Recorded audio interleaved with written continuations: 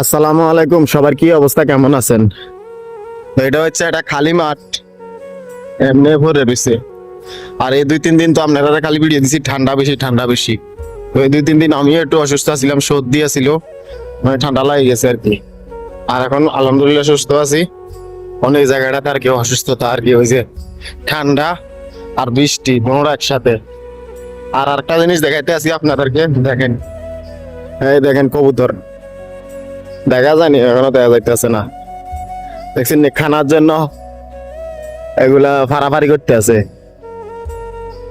ওই সব জায়গাতে আছে। তো আমি জায়গায় খানা ডিস্টার্ব করে লাভ নাই। ওই সান আমি চলে এসেছি, এরপরও জাগিয়েছে এটি। এই বর্তমানে রিয়েট শহর ভিত্তিক মানুষই অবস্থা কাজের জন্য, কবুতরের খানার জন্য এনে লড়াই করতে আছে। আর আমরার মতো বাঙালি বিভিন্ন দেশের লোক কাজের জন্য হাহাকার করতে আছে। কারো কাজ নাই, কারো থাকার জায়গা নাই, রুম নাই, এই অবস্থা আরই। তো আপনারা আসেন, শুধু আসবেন, কোনো সমস্যা নাই। কোম্পানি বিষয় কই কই লই আইবো, পরে কট খাই লেবেন আর। আর আমি নিজের কট নিজে খাইছি, কথা বুঝছেন না?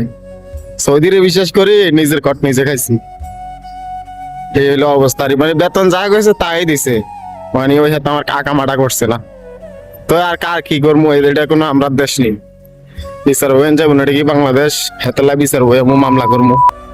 এই দেশে মামলা করলে মামলা সমাধান অনুসারে আমিও যেতে পারতাম না ভাই, সমস্যা হয়ে যাবো। এই জন্য আর আমাকে খালাস, হয়তো এই জায়গা ছিল না, এই জন্য বাদ দিয়ে দিছি, কিছু ঝামেলার দরকার নাই। তো ওকে, ভালো থাকবেন, সুস্থ থাকবেন, আল্লাহ হাফেজ।